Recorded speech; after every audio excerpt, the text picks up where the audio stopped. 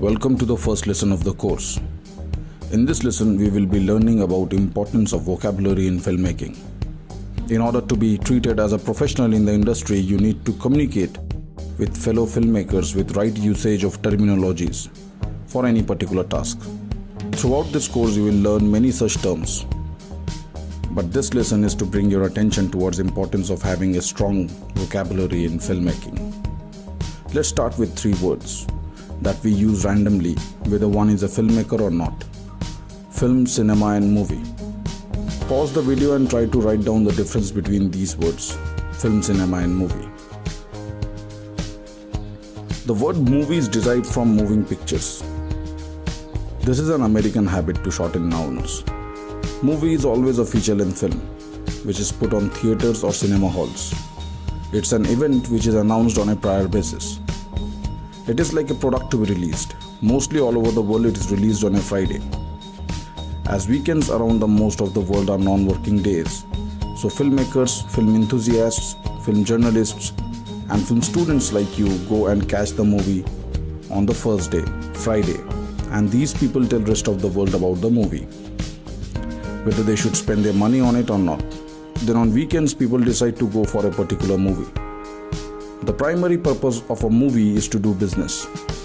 It uses art and entertainment to draw paying audience to the movie theaters. The word cinema is coming from cinematograph. Cinematograph was a device made by Lumiere brothers to capture motion pictures. The term started with the phrase that cinematograph makes cinema. In present times, this term cinema is used for a profound audio-visual experience which cannot be expressed in words. For example, the animation series Tom and Jerry.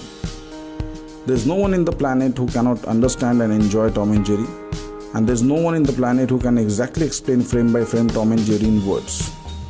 An example of pure form of cinema. Film is a word used for audio-visual content which has a story. It can be fiction or non-fiction. It can be a short or feature. This audio-visual lecture that you are watching is not a film. This is a lecture video. A film must have a story. It can be a 30-second ad commercial, a 2-minute film like you are going to make in this course, 10-minute film that our campus student makes, a 2-hour film that is put on movie theaters, and a 7-season 10-episode each having 60 minutes of content is a 70-hour film. So now understand, this randomly used words film, cinema and movie has so much of history and context. A professional filmmaker always uses these words in the right context. In Discovery Channel, if you notice, the volume is always a low tone volume. That means low frequency volume, because senior citizens cannot hear more than 6000 kilohertz, more than 6000 hertz sound frequency. Very slow, always a slow presentation. People will tell you the cuts are very smooth cuts, slow cuts, not like MTV Razzmatazz cuts. As compared to that, if you see Varun Dhawan films, the target audience are kids, 8 to 12-year-old kids. So people of the teenagers or younger, more older people, 20 to 25 or 30, they blame that what is this film Judwa 2, we don't like this film. But how come that film becomes so much hit?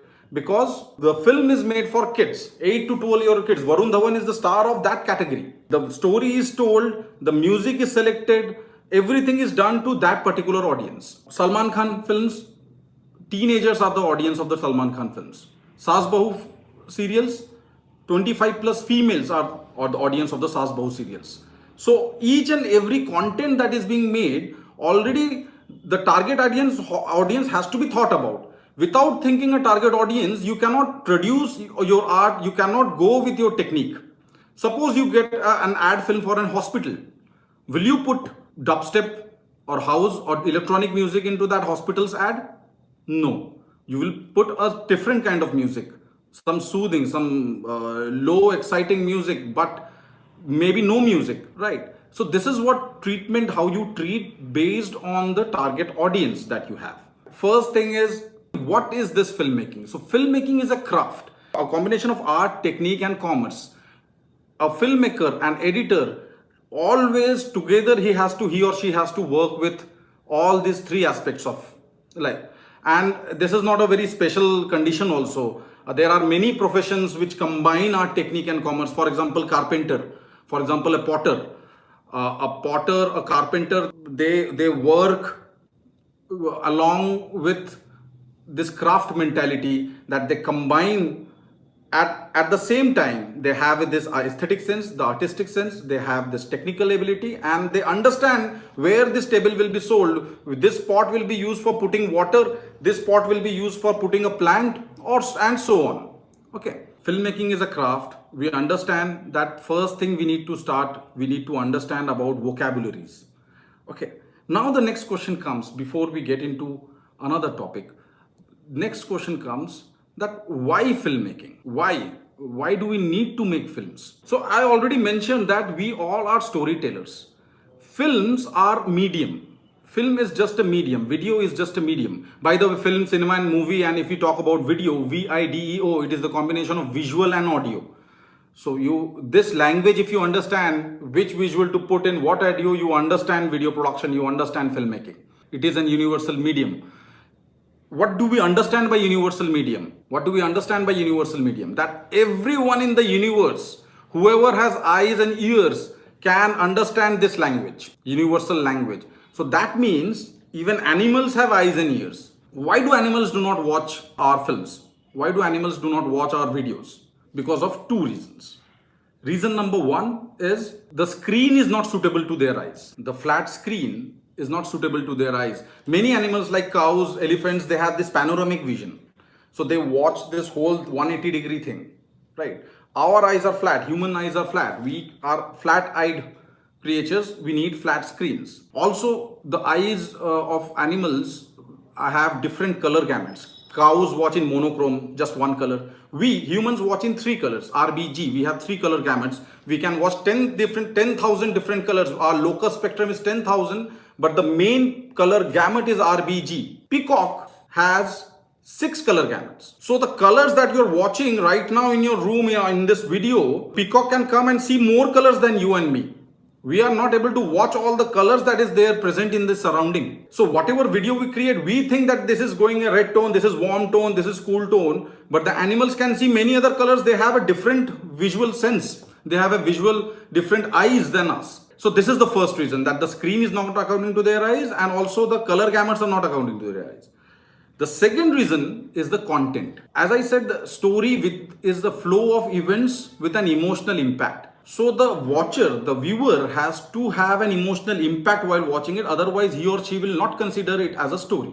Humans interacting with humans is not very interesting to cows.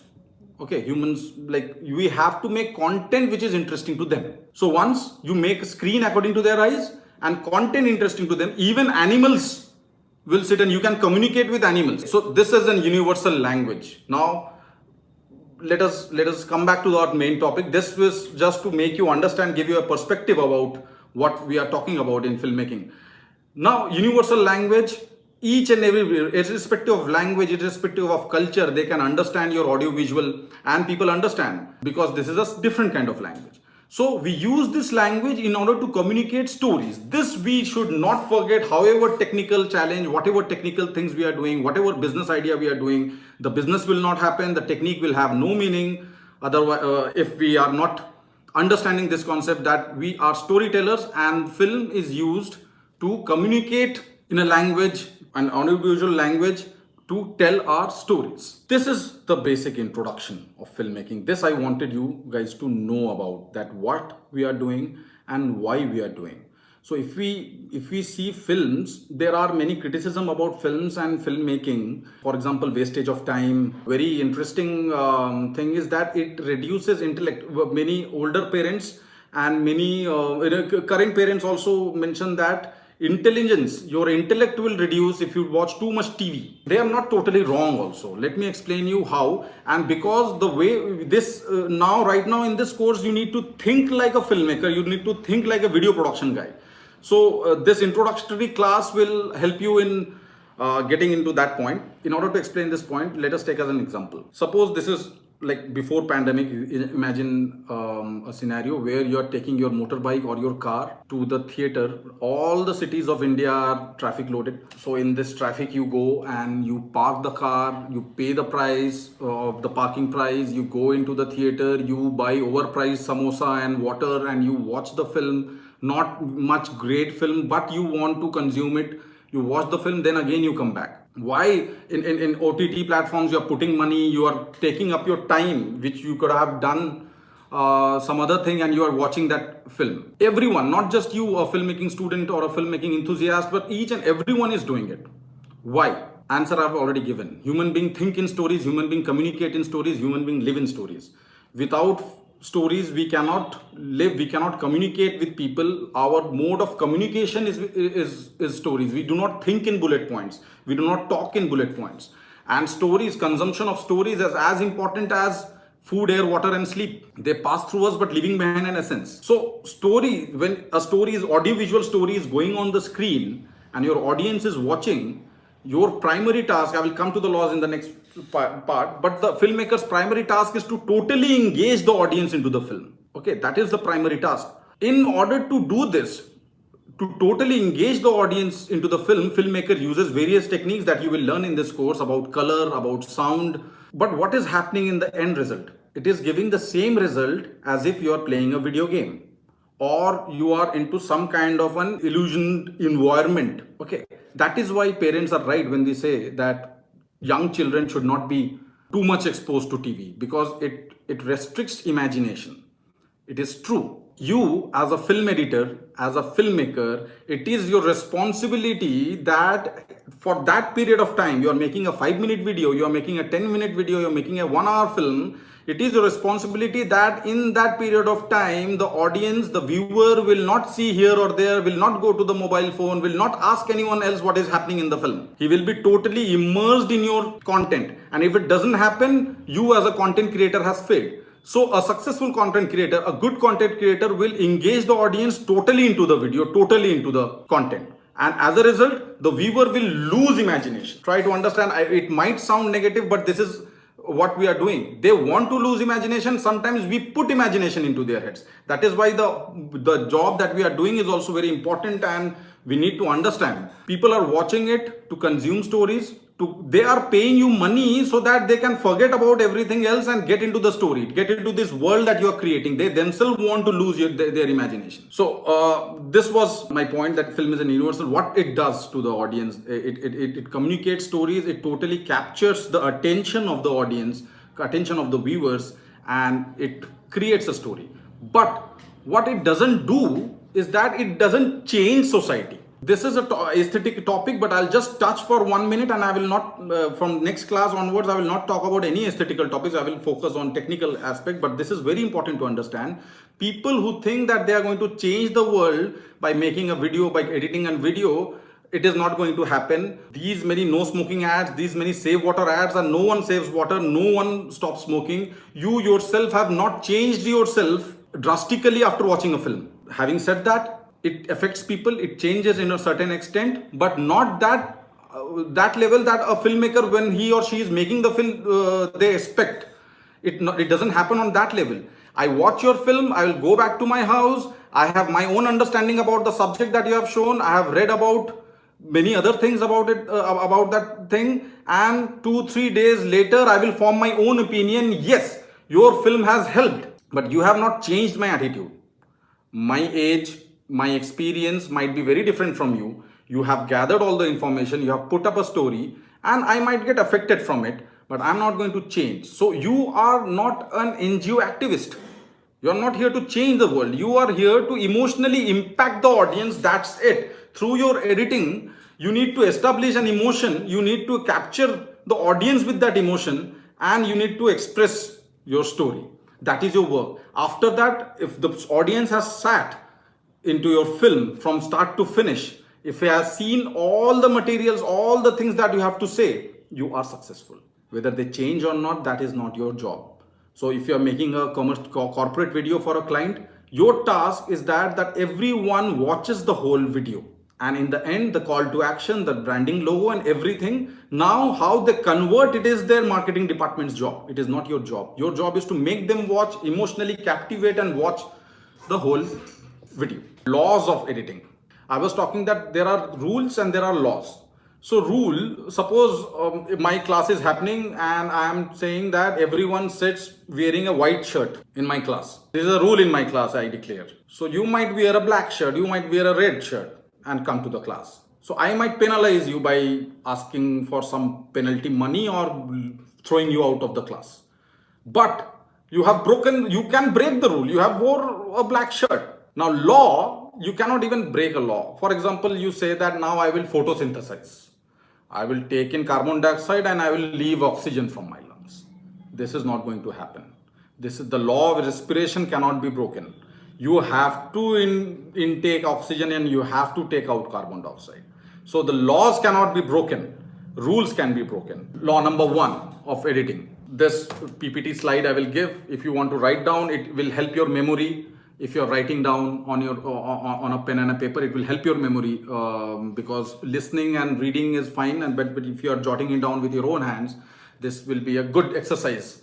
And if you're watching live, you should do that. A well shot and a well edited film will be totally engaging to the audience. A well shot and well edited film will be engaging to the audience, to the viewers. But a badly shot film can also be edited well to engage the audience. Let me explain this now.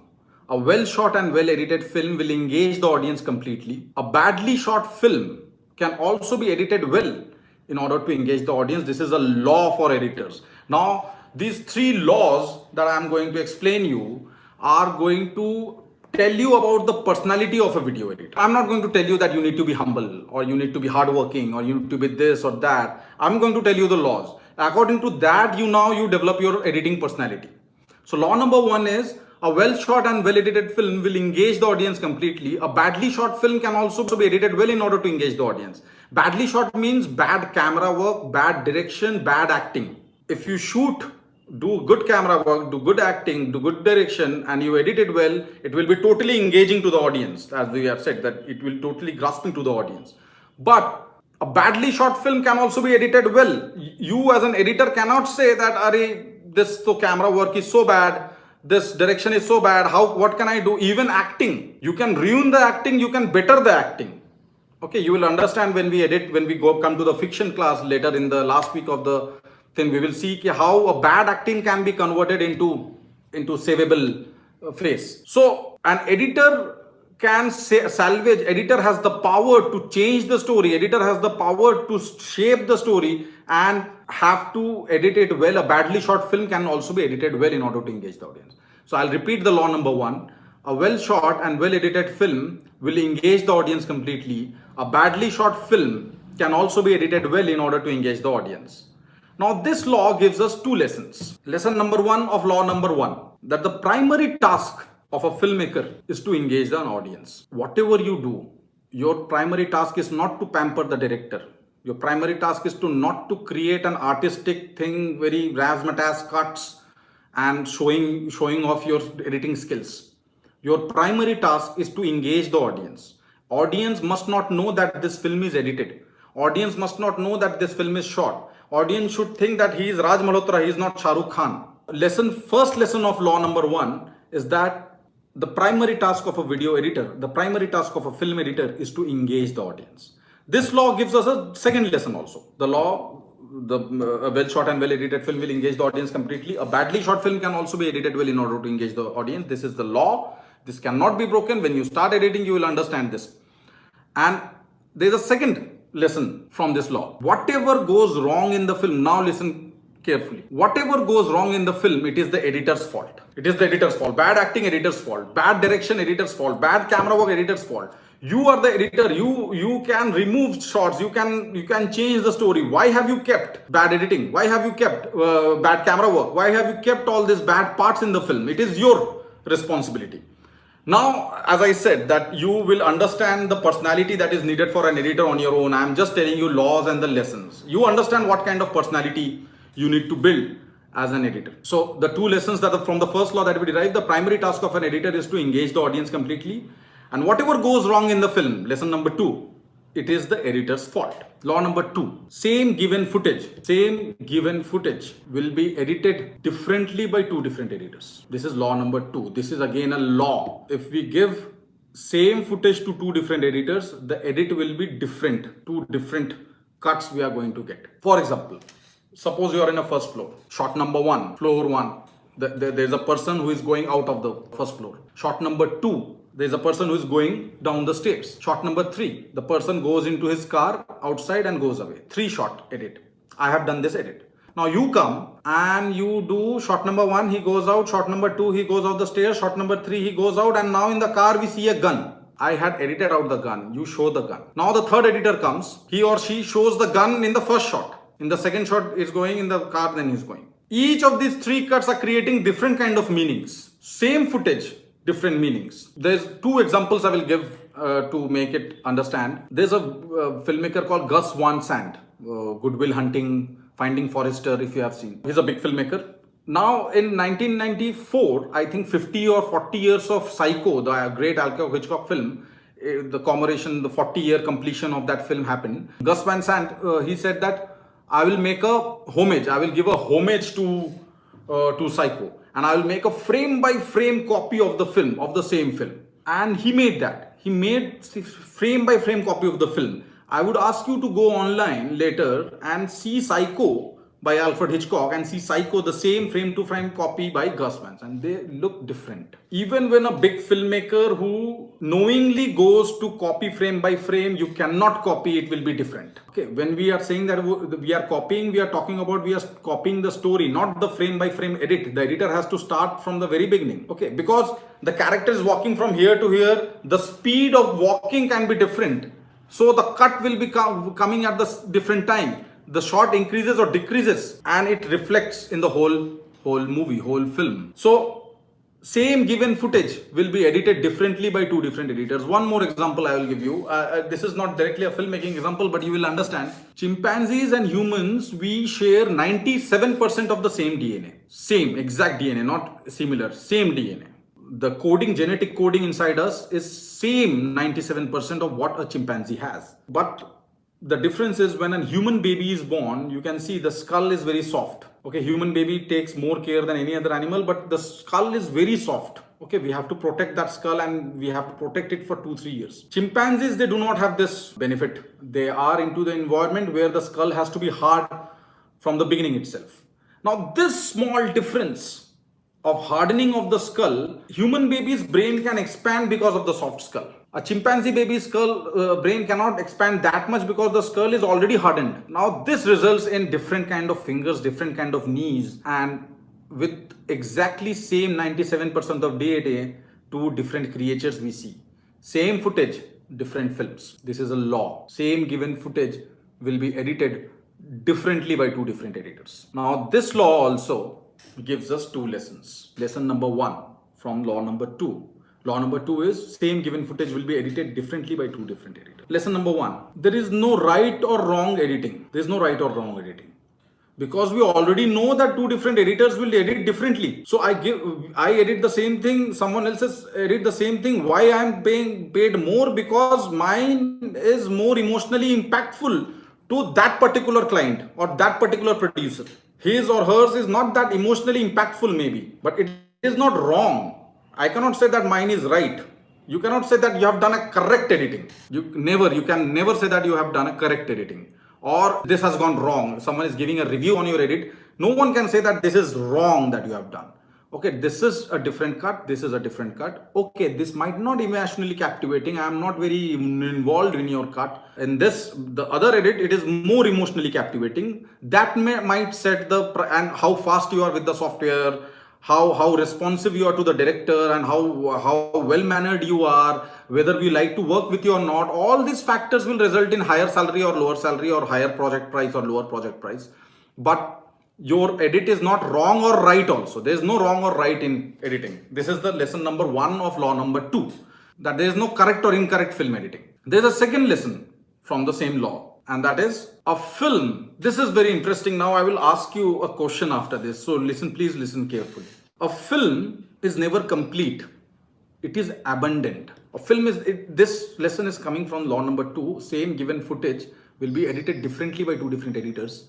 So we are deriving this law that a film is never completed, it is abandoned. What is the meaning of this? And how we are deriving it from law number 2? If you know, in any Bollywood film, the post-production is stretched, the sound editing and VFX and editing even is stretched to the last moment. Whichever film, Sanju was mixed in the morning. Because of this UFO transfer, now we can directly upload in the satellite and people can download the link. The theaters can download the link. That is why it is easy. It was mixed till the Friday morning, the day of the release. Many films are done like that. Okay, because there are so many things to change. Once you see this, then you're not liking this, you want to change this and that. So why it happens? It happens because you are a different person, you are a different editor the next day itself. You change. You see yourself that 1 year ago, 6 months ago, 2 years ago, you are a completely different kind of person. Your intellectual capability, your social strengths, your emotional capability, everything was different, good or bad or whatever it might be, but everything about you was different even a year ago, in just 1 year ago. And I am telling you that when you start professional editing, you will see that you have made a cut, and tomorrow morning when you come back, you are not going to, maybe many times you are not going to like what you are seeing. You will like to change. Then again you change, you go back, you read something, you consume, because human beings are story consumers. We will consume story from our parents, from someone else. We will go to online. Online also we go to consume stories. The mothers and the sister, the female audience is watching the serials to consume stories. The male audience is watching Discovery to consume stories. And consumption of story will change you as an editor, and the next morning again you will see that.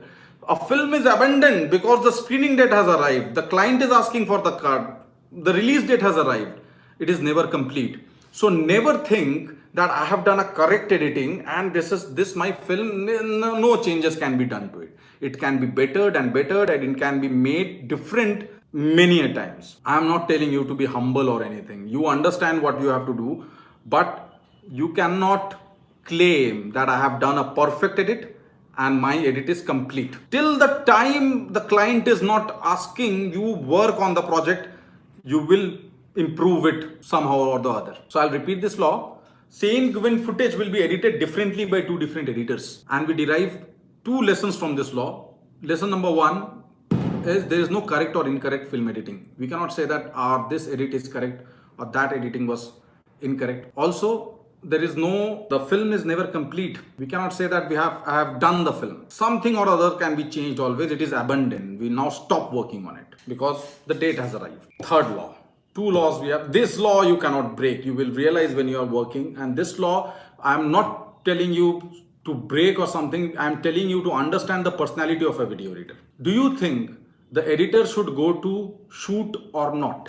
The editor should be on the shoot or not? Traditionally speaking, ideally speaking, the editor should not be on shoot. I'll tell you why. If you have gone to a shoot, if a professional shoot is happening, you will realize that it is the conspiracy of the director and the cinematographer, the whole shoot. We can call it in jokingly. It is a conspiracy by director and the cinematographer. Why we are calling it conspiracy? Because no one else sometimes the actors even don't understand what is happening. The director and the cinematographer, suppose you are in a professional shoot, it is 7 p.m. inside the city, the police permission is over, the sun is going out, you have equipments on rent, the actor cannot come tomorrow, the dates are not there, police is haunting you, and some political party in your area, TMC in Bengal, someone has said that they will not allow you to shoot, the police permission is over, and your shoot is not done. So at this point, the director and the cinematographer conspire, the whole team conspire together. Okay, let us take some few shots like this. In the edit, we will see, right? It happens in all the shoots. So let us do some patchwork like this. Let us do some patchwork like that. And in the editing, we can see, we can check what we will do, what we will not do. Now, if the editor is present there at that moment, the editor is also part of the team. He or she also understands that there are so many problems that are happening in this shoot. And at that heat of the moment, the editor is also convinced, okay, these 2-3 shots if we take, then the problem is solved. We don't have to go elaborately as we planned because already the time is over and our shots are not given. Okay, now the shoot is over, the conspiracy has worked. And now when we take that footage into the editing table, maybe because you have planned it differently and you have shot other shots differently, these 2-3 makeshift shots are not working.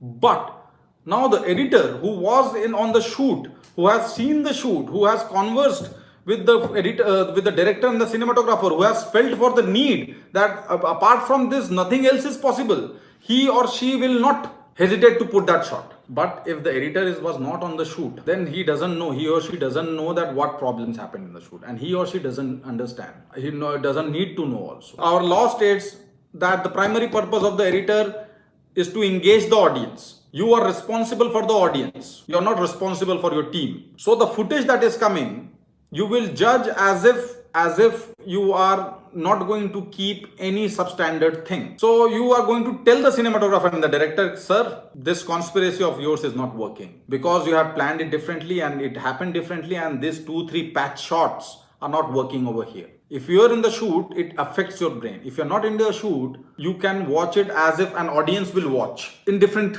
scenarios, a producer comes to an editor and he says that, okay, in this film, I have spent so much on this helicopter shot, in this drone shot, you please keep this shot somewhere or the other. Editor will tell, no sir, because all of your film is block shots. There is no movement, there is no motion camera shots. Suddenly if I put helicopter shot or drone shot, it is not going to match the rhythm of the film. You are not going to keep, because whatever goes wrong in the film, it is the editor's fault. You are not going to keep anything useless. You are not going to keep anything which is not needed, right?